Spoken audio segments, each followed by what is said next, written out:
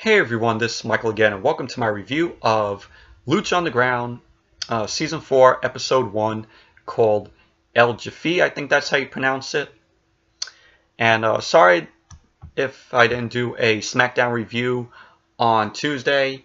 I was out. I was back in my old neighborhood with my sister. We saw John Travolta. It was, John Travolta Day that Tuesday. And I hung out with my friend after that, so didn't get a chance to watch SmackDown, and that's why there was no review of it. But if you haven't checked out my previous video, which was the John Travolta Day video of the footage that I shot down there, definitely go check it out. It was a good video that I did, just showcasing what happened, down there. Definitely a video for you guys to check out. But Lucha Underground Season 4 premiered on Wednesday, and didn't review it that day on Wednesday because on my FiOS I don't get El Rey Network anymore because it's telling to subscribe to the network, which is weird though.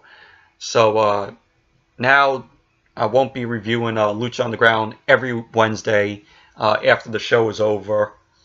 So may review it either on Thursday or Friday, depending on those 2 days, when I get a chance to check it out, or maybe a Saturday. Who knows? It could be any of those days before the new one airs on Wednesday. So yeah, so like I said, there won't be any Lucha Underground reviews every Wednesday because of that. So, what did I think of the Lucha Underground new season opener? I thought it was a good show. I thought it was a good episode. I really liked it. And the episode started off with a recap of what happened, last season. In the Ultimate Lucha Tres, where we saw, Pentagon Dark beat Prince Puma. Pentagon became the Lucha Underground champion, and Prince Puma, who's known as Ricochet now in NXT, that's why he left Lucha Underground, because he got signed to NXT down there. He was gonna come to NXT, and he's doing a really good job down there. In NXT, he has a match tomorrow at NXT TakeOver Chicago with Velveteen Dream. Definitely looking forward to that match. I think it's going to be a great match, and the whole NXT TakeOver Chicago, takeovers, are pretty much better than the actual, pay-per-view, whether it's Money in the Bank or Royal Rumble, like that. But the takeovers knock it out of the park. So yeah, so it's basically that, and also showed when Dario got shot by Agent Winter. If you remember, at the end of the Part 4 of the finale of Season 3, that was the Part 4 of Ultima Lucha Tres. Dario ended up getting shot by Agent Winter, and as soon as the recap was over, we see Dario Cuteo is now dead. He's in a casket, and Agent Winter is standing there, and we get introduced to this old guy with long gray hair, and it's revealed to be Dario's father, Antonio Cuteo. And Agent Winter then informs Antonio that he has inherited the rights to the Lucha Underground promotion and the talent, and he says, he resumes full control of the daily operations. We find out that the original temple in Boyle Heights is now under investigation, and they will no longer have access to the building. And Antonio reveals that he has acquired the perfect property for the new temple. And the new temple is an abandoned warehouse that was once used for cold storage. And so Agent Winter and Antonio were the only two people that, were at the funeral for Dario. And then after that, we go to the ring. We see a portrait of Dario in the ring, and Melissa Santos, saying, let's, the salute to Dario, have like a little ceremony, and they do the 10 bell salute. Antonio cuts the ceremony short, comes in the ring. He ends up knocking over the portrait of Dario with his cane. And he then says, he is the new owner and operator for Lucha Underground. And that he is putting everyone on notice that, he is not going to be the weak link that his son Dario was. And he then announces that Pentagon Dark will defend the Lucha Underground Championship, and that more than likely a new champion will be crowned. So Antonio ends up making this match an Aztec Warfare match, which is like a Royal Rumble match, but you can win it by pinfall or submission. You don't have to be eliminated. You don't have to be, eliminated by being thrown over the top rope, like what we see, in a Rumble match or about, in a Royal Rumble match or a Battle Royal match. So this Aztec Warfare match had 20 luchadors in it, and we see that the Mack and Killshot were the first two in this match. And so Antonio ends up coming out and says, that the trios champions, of course, who are the Mack and Killshot and Dante Fox, will be in the match. But Dante Fox wasn't there. And so Antonio then tells Mack and Killshot they would start it off, and that whoever comes out as the third person will be their new partner. Their new partner is then revealed to be Son of Havoc. Son of Havoc came out at number 3. He's now a trios champion.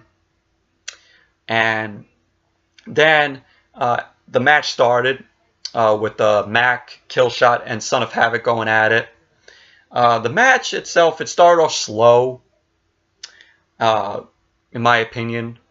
Joey Ryan ended up coming out at number 4. He ended up handcuffing himself to the top rope, so he couldn't be eliminated. The first elimination came when Killshot ended up hitting Mack with a schoolboy pin on him. So Mack is the first one eliminated. Tommy Dream.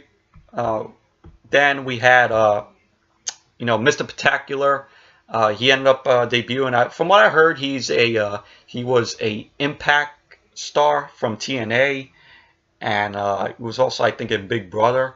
I read that somewhere though. But Mr. Pectacular came out at number 5. The Lucha Underground champion Pentagon Dark came out at number 6. Number 7, Tommy Dreamer. Shocking that Tommy Dreamer, came out at number 7. It was a shock, and he came out with his with a garbage can, with weapons. Included it had a trash can, kendo sticks, and a chair. We saw Dreamer and Pentagon end up brawling in the bleachers. Tommy Dreamer took this bag that was full of thumbtacks and put them all over. We saw Pentagon end up spearing Tommy Dreamer into the thumbtacks, which was awesome. Then after that, sadly, Tommy Dreamer would be eliminated by Pentagon Dark because Pentagon ended up hitting a double stomp, a top rope double stomp on Tommy Dreamer. So then we had Mariposa come out at number 8.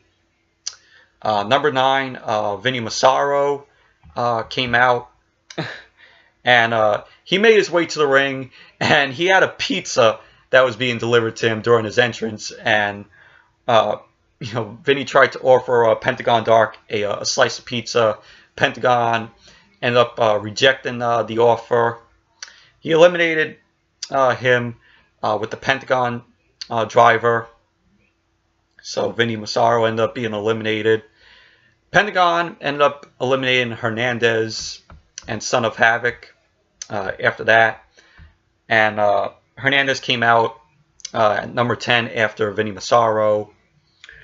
Number 11 was Johnny Mundo. 12 was Ricky Mundo. I was going over the participants that came out, with their numbers. Number 13, it was Fenix. Number 14 was Jeremiah Crane. 15 was Muertes. 16 was Daga. 17 was Chavo Guerrero. 18 was King Cuerno. I think that's how you pronounce the last, his name. Number 19, it was El Dragon Azteca Jr. And the last one to come out was Mario the Moth Martinez at number 20. And then we had, after the break, Pentagon Dark and Johnny Mundo were going at it in the ring. Angelico was supposed to enter the match, but that was when, Ricky Mundo came out, in his place. And when Ricky Mundo came out, he had a weird, creepy-looking doll with him that, seemed that the doll was communicating with him. And that, pissed off Johnny Mundo. Johnny Mundo, was, looked frustrated with Ricky, and it resulted in, Johnny Mundo eliminating him. Weapons, was introduced again when Jeremiah Crane ended up coming out. And Jeremiah Crane came out. He went under the ring and retrieved a chair. Then we saw Fenix end up eliminating Muertes. Katrina was upset at that, causing her to walk out on Muertes. And Cobra Moon, one point during the match, Cobra Moon ended up coming to the ring and summoned Vibora. Vibora then attacked Johnny Mundo inside the ring during Mario Martinez's entrance. So Marty entered the ring after Vibora took out Mundo. Vibora took out Mundo with a tombstone pile driver. So then it was down to the final four. Pentagon Dark, Mario Martinez, Chavo Guerrero, and King Cuerno. And Cuerno and Chavo were then eliminated. Pentagon and Marty were the final two in this Aztec Warfare match. Pentagon won the match, ended up hitting a package pile driver on Marty to win the match. So Pentagon Dark still walks out the Lucha Underground champion. After the match, Pentagon Dark ended up dragging back Marty into the ring. And then, as you all know, with Pentagon, he ends up breaking Marty's arm. So that pretty much what happened after the match. Out came Antonio Cueto. He would get on the mic and he addressed Pentagon Dark. He ends up telling Pentagon that next week Pentagon is going to defend the Lucha Underground Championship against Matanza Cueto. And Pentagon Dark just stood in the ring. The fans were chanting, and then the episode ended up ending. So, but I thought the episode, I thought it was a good episode, a good season opener to season 4 to set things up going into this new season with the future episodes. It had a lot of stories behind it. I thought it was a good way to open the season.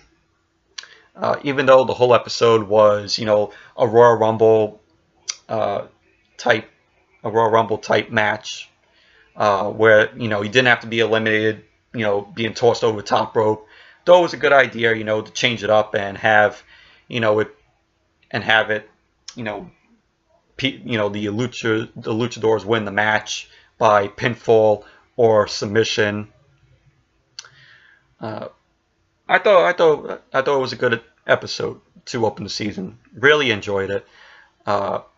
Really enjoy Pentagon Dark during this match. Pentagon Dark, I have to say, was the MVP of this whole match, of this whole Aztec Warfare match, in my opinion.